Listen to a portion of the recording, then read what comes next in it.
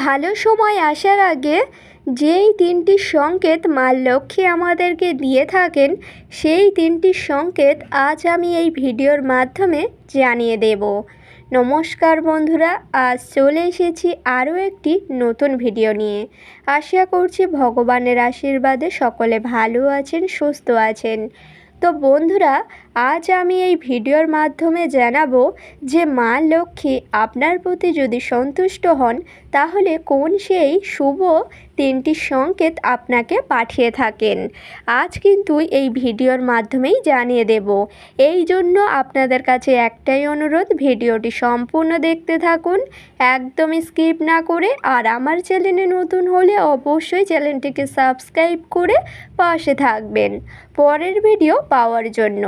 তো সর্বপ্রথম বলি বন্ধুরা, আমাদের প্রত্যেকের বাড়িতেই কিন্তু মা লক্ষ্মী বসবাস করে থাকেন, এবং মা লক্ষ্মী যদি সন্তুষ্ট হন আপনার প্রতি, তাহলে কিন্তু এই তিনটি সংকেত আপনাকে পাঠান। এই জন্য অবশ্যই করে আপনাদের খেয়াল রাখতে হবে যে মা লক্ষ্মী আপনার প্রতি সন্তুষ্ট কিনা। এই জন্য সবসময় খেয়াল রাখবেন, যদি এই তিনটি সংকেতের মধ্যে একটি সংকেতও আপনি পান, তাহলে বুঝে নেবেন যে মা লক্ষ্মীর স্বয়ং আশীর্বাদ আপনার উপর রয়েছে। এই জন্য মা লক্ষ্মী আপনাকে এই শুভ সংকেতগুলি পাঠাচ্ছেন।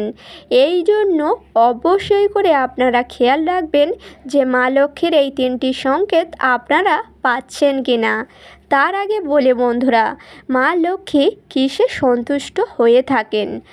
অবশ্যই করে কিন্তু মা লক্ষ্মীকে সন্তুষ্ট করার নিয়ম হচ্ছে, প্রত্যেক হিন্দু বাড়িতে সূর্যোদয় হওয়ার সাথে সাথেই কিন্তু ঘুম থেকে উঠে যেতে হবে। যে সকল বাড়িতে দেরি করে ঘুম থেকে ওঠা হয় বা বাড়ির বাসি কাজকর্ম দেরি করে করা হয়, সেই সকল গৃহেতে কোনো দিন মা লক্ষ্মী কিন্তু থাকেন না। এই জন্য অবশ্যই করে বাড়িতে সবসময় চেষ্টা করবেন যে সূর্যোদয় হবে সেই সময় ঘুম থেকে উঠে যাওয়ার, এবং সূর্যোদয়ের সাথে সাথে ঘুম থেকে উঠে যাওয়ার পরে বাসে বিছানায় বসে মা লক্ষ্মীকে 3 বার স্মরণ করে তারপরেই কিন্তু বাড়ির যে সকল কাজকর্ম থাকে সকালের, সেগুলি কিন্তু বাসি কাজকর্ম সকাল সকাল সম্পূর্ণ করে নিতে হবে। যখনই বাড়ির সকল কাজকর্ম সম্পূর্ণ করা হয়ে যাবে সকাল সকাল, তারপরেই কিন্তু সকাল সকাল চান সেরে নিতে হবে।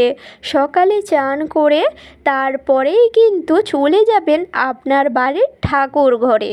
ঠাকুর ঘরে যাওয়ার পরে ঠাকুর ঘর ভালোভাবে পরিষ্কার পরিচ্ছন্ন করে নেবেন, এবং তারপরেই কিন্তু সকালে যেমন নিত্য পূজা করে থাকেন, তেমনই কিন্তু ঠাকুর ঘর পরিষ্কার পরিচ্ছন্ন করে নেওয়ার পরে ঠাকুর ঘর ভালোভাবে ফুল দিয়ে সাজিয়ে তুলবেন, এবং যেমন প্রতিদিনের নিত্য পূজা দিয়ে থাকেন তেমনই কিন্তু নিত্য পূজা করে নেবেন।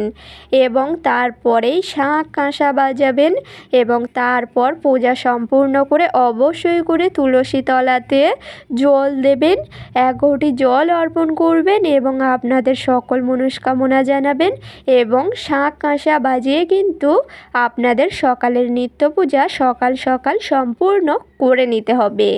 এই কাজগুলি করলে কিন্তু মা লক্ষ্মী ঘরে স্থিত হন এবং আপনাদের প্রতি সন্তুষ্ট হয়ে থাকেন। এই জন্য অবশ্যই করে নিত্যদিনের মতো এই কাজগুলি সবসময় করতে একদমই ভুলবেন না। সকাল সকাল ঘুম থেকে উঠে যাওয়া, সকালে চান সেরে পূজা সম্পূর্ণ করে নেওয়া মানে মা লক্ষ্মীকে আরাধনা করা সকাল সকাল। এই জন্য মা লক্ষ্মীকে সন্তুষ্ট করার জন্য সকাল সকাল চান সেরে অবশ্যই পূজা পাঠ সকাল সকাল সম্পূর্ণ করে নেওয়ার চেষ্টাই করবেন। অবশ্যই করে কিন্তু এই নিত্যদিনের কাজগুলি যদি প্রতিদিন করতে পারেন, তাহলেই কিন্তু মা লক্ষ্মী সন্তুষ্ট হন।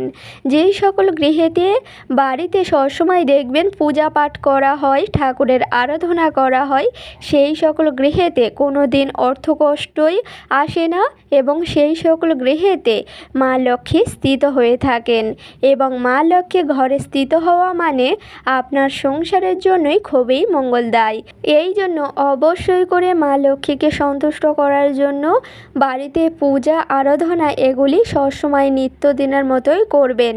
এবং তার সাথে সাথে বলি বন্ধুরা, যে সকল বাড়িতে দেরি করে ঘুম থেকে ওঠা হয় এবং বাড়ির কাজকর্ম দেরি করে করা হয়, নিত্যদিনের পূজা দেরিভাবে করা হয় এবং বাড়িতে অশান্তি কলহ যেই সংসারেতে থাকে, সেই সকল গৃহেতে কিন্তু মা লক্ষ্মী ভুলেও থাকেন না।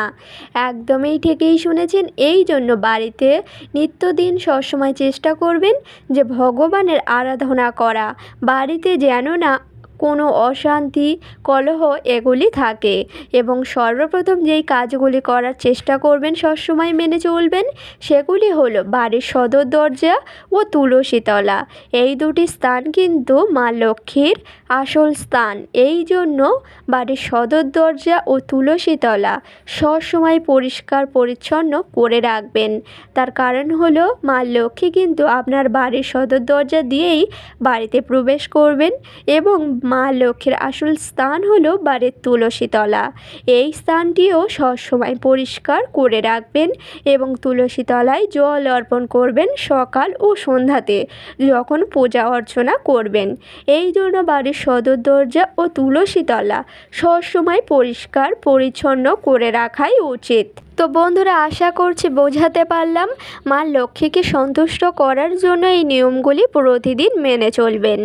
তো এবার বলি, মা লক্ষ্মী যদি আপনার প্রতি সন্তুষ্ট হয় তাহলে কোন সেই 3টি সংকেত আপনাকে পাঠান।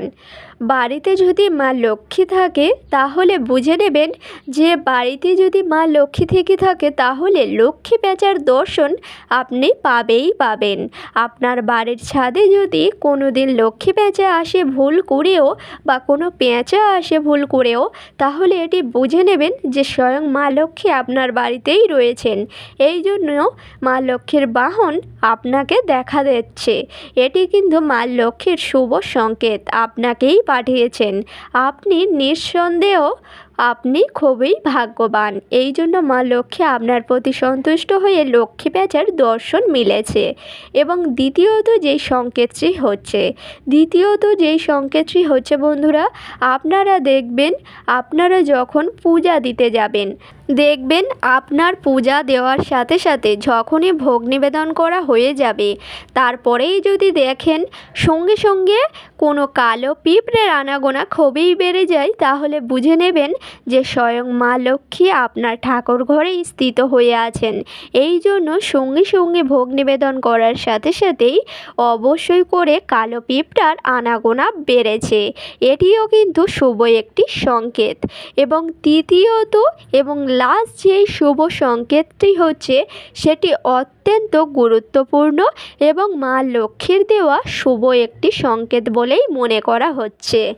আর সেটি হলো, আপনারা যখন ঠাকুর ঘরে যাওয়ার সাথে সাথে পূজা আরাধনা করবেন এবং অবশ্যই করে মা লক্ষ্মীর চরণে বা মা লক্ষ্মীর হাতে যখন ফুল নিবেদন করবেন, দেখবেন যদি সেই ফুলটি ঘুরে আপনার হাতে এসেই পড়ে, তাহলে বুঝে নেবেন স্বয়ং মা লক্ষ্মী আপনার এটি আশীর্বাদ দিল। এই জন্য এই ফুলটি অবশ্যই করে আপনারা নিয়ে আপনাদের বাড়ির আলমারির লকারেতে রেখে দেবেন। তার কারণ স্বয়ং মা লক্ষ্মীর আশীর্বাদ এটি। একদমই ঠিকই শুনেছেন। অবশ্যই করে সেই ফুলটি কিন্তু নিয়ে আপনাদের বাড়ির আলমারির লকারে রেখে দেবেন। তার কারণ হলো মা লক্ষ্মী আপনার প্রতি সন্তুষ্ট বলেই কিন্তু মা লক্ষ্মী স্বয়ং এই শুভ সংকেতটি আপনাকে দিয়েছেন বা আশীর্বাদ হিসেবেও এই ফুলটি আপনাকে দিয়েছেন।